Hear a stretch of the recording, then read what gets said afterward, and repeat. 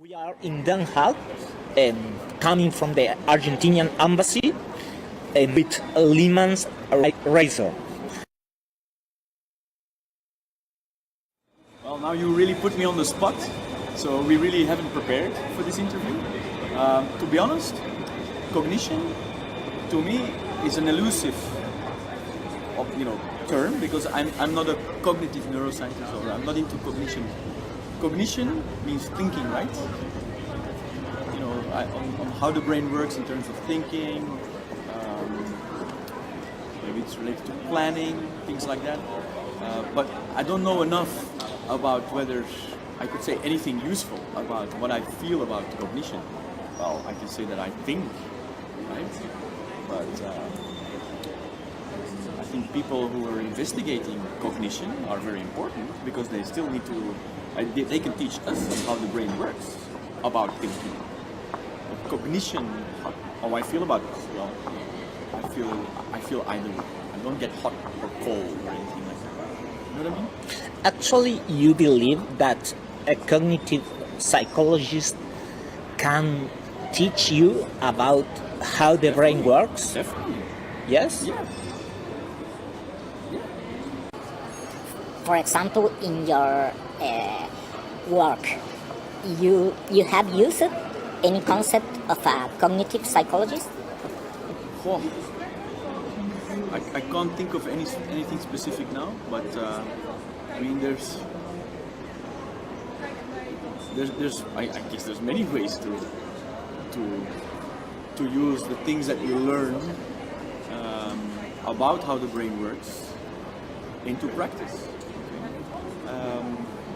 For instance, apparently it is known that if you're giving a presentation, you have a panel or a jury, that it wouldn't hurt to make your jury or your audience to make them feel good, because then they're more inclined to listen or to give you the money if it's about the funding and you need to present why you should get the funding. So then, a little trick is to just make a little joke. It doesn't hurt to make people laugh, or you shouldn't be a stand-up comedian, but making a little joke or something which is, captures their imagination to think about, yeah, that's funny or whatever, it makes them feel good. And so by association, it might be beneficial for you then to, for instance, get the funding or to get a better response from the audience about the appreciation of your work, for instance. So this is something I didn't know. I mean, obviously when you say it, it makes sense because, yeah, you make a joke, people laugh. If people laugh, they feel good. If people feel good, by association, they're more open to you and they have a different view of you, right? So I guess these are things that if people learn this from, how the brain works, then you can take that on board and use it in your daily life. And you coined the term cognition and cognitive psychologist, but to me that doesn't mean a lot in terms of what it actually is, because I haven't studied psychology. I'm not a cognitive neuroscientist. I'm a simple physicist, I always say, right? I do the other stuff. I script, and I'm in math and solving equations and stuff like that. That's what I like to do. But having both skills obviously helps, right? So if you do know things about how the brain works that you can put into practice, sure.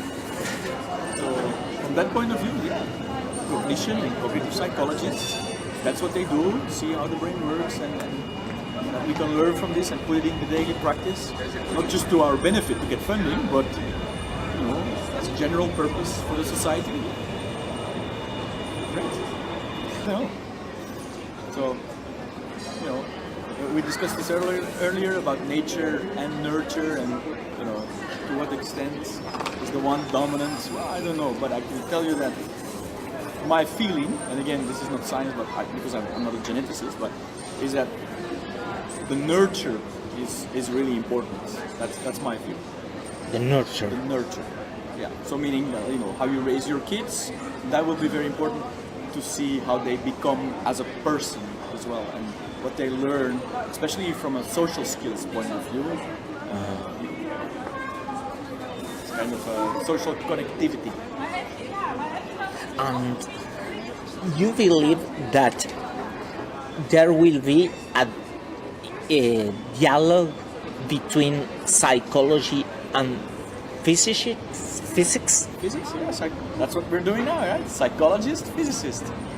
In a Same level. Well, you're a bit more senior than I am. Right? So yeah, I mean, obviously, every trade, every discipline has their experts, and we respect each other, right? I find it enormously intriguing and interesting when I hear you talk, and a lot of it I'm like, oh, that's complicated, and then I feel like this, right? And then sometimes I hear the opposite. They say like, Alex, when you talk about diffusion and physics and math, and I can't do that. Well, every tradesman their own trick, right? Every man to his own trade, or what's the expression? See?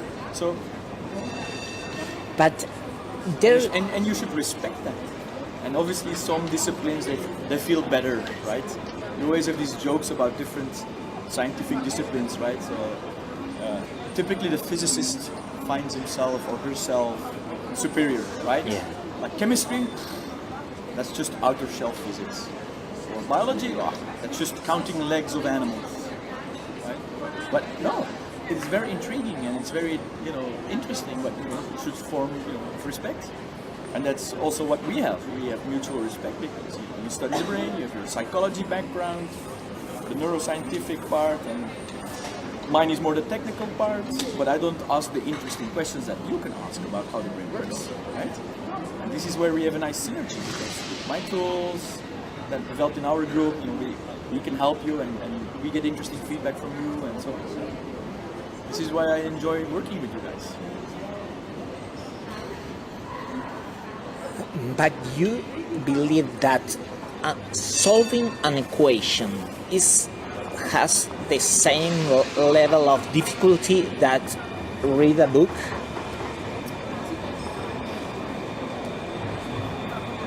It's different. It's difficult to compare. Only different. Right? It's different. Solving an equation. Well, if you're an expert in math or physics and solving your equation is what you do for a living, well, then reading a complicated book about the psyche or how the brain works, it's just as complicated, right?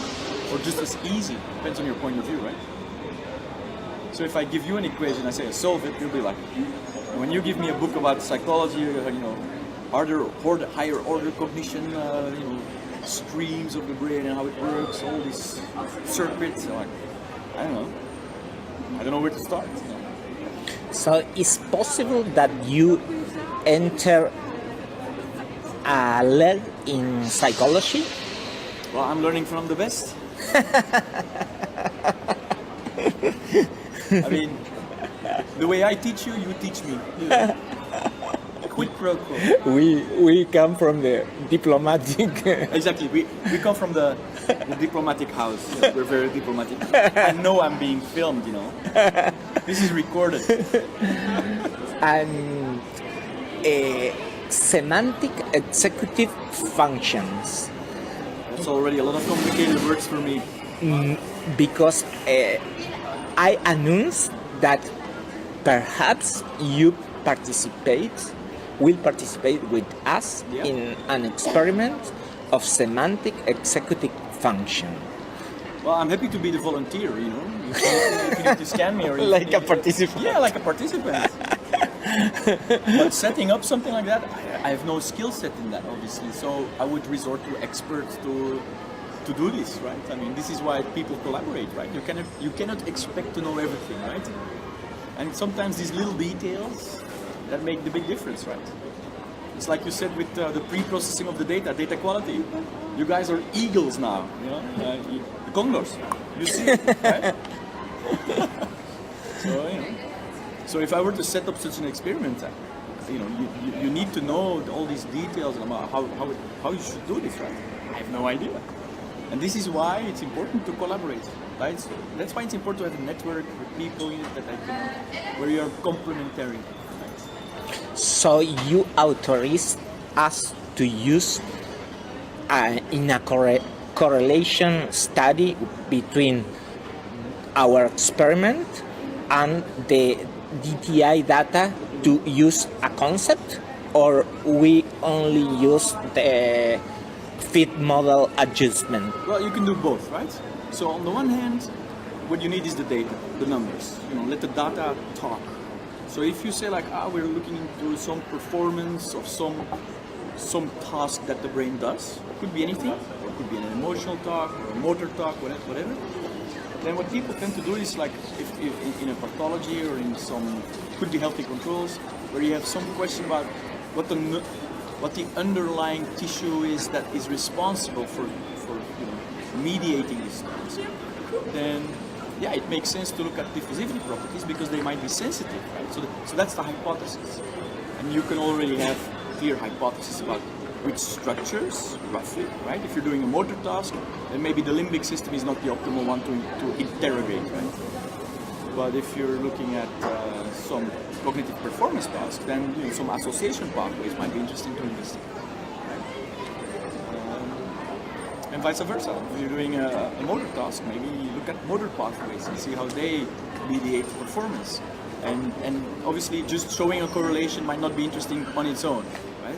You should have an additional question. I mean, if you're studying motor and you're looking at diffusivity properties of the motor pathway, and you find this correlation, the interesting part is stating that, hey, these diffusion metrics, they're sensitive to this aspect. That's great. But what can we learn from this, right? You have to ask another question, like if you maybe have two different groups, and one is professional in motor skills, like professional juggler, right? Could you even distinguish those? How sensitive can we be about specific tasks, and maybe localization of skills, right? So that might be interesting. It could be anything, right? It could be people, the professional chess player study. Yes. I sent this link to you, right? Yes. People now are looking into professional chess players and how that is associated with properties of tissue, the underlying neural knobs, the substrate that, and they're using diffusion for that because it's one of those sensitive techniques, right? And you read the work? No, I kindly declined to review the work, but I suggested an alternative research group to look into this matter because I thought it would be funny for Juan to look into this paper because Juan, well, I'm not going to say he's an expert in chess, he's Mr. Chess, and secondly, he knows exploded inside out, he knows his diffusion, so he would be the ideal person to review the paper, right? So that's why I put your name forward as a group, because admittedly Juan is, is very junior, right? I mean, how old is he now? 19, 20 years, something like that? So maybe 21? It's just that, he needs some guidance on how to do this reviewing of the paper, so that's why I sent it to you guys.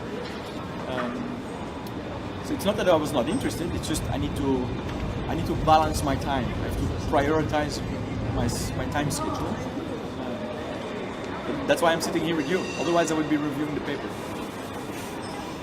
And when your life goes on, you are most clear to believe in the white matter building in cognition, or you are more skeptical? Well, so the way I see it is that, again, from a technical background point of view, the topic at hand is diffusion MRI, because that's what I've been doing and I like doing this, and as long as I like doing this, I continue to develop in this area from any level, from acquisition maybe, from methods, from analysis, visualization, the whole shebang, but methods oriented. The diversity is in the application, and there I'm always open-minded. So, obviously the majority of the work that I've been doing is the brain, but I'm not afraid of going beyond the brain, right? So peripheral nerves, muscle tissue, kidneys, or should I point this way? I don't know, maybe liver, prostate, and not necessarily always, if you stay in the brain, right? Let's keep the brain as the object of interest. It's not only neuroscientific questions; it's also neuro-oncology that is interesting, Yes. or other diseases, right? So think of Alzheimer's or neuroinflammation diseases or whatever. Could be anything. So I'm not tied down to a specific application, so not necessarily neuroscientific applications, but also pathologies, right? And also beyond the brain, could be any organ, could not even be an organ, could be a piece of fruit, right? Like the food industry, they might be interested in rotting processes of vegetables, right? You can image that perfectly with diffusion. I've scanned a pineapple once. Beautiful. I should look it up again and do some tractography of the pineapple. Beautiful. With your life Yeah. goes on, you dissipative. Exactly. I mean, a colleague of mine, Martin Vroeling, is literally scanning the entire body, all muscles and A bunny? A bunny? Bunny? No, not a bunny, a body, like the entire body. You can also scan a bunny. It's always cute when you scan a bunny. Maybe you should scan a kitten. Well, you can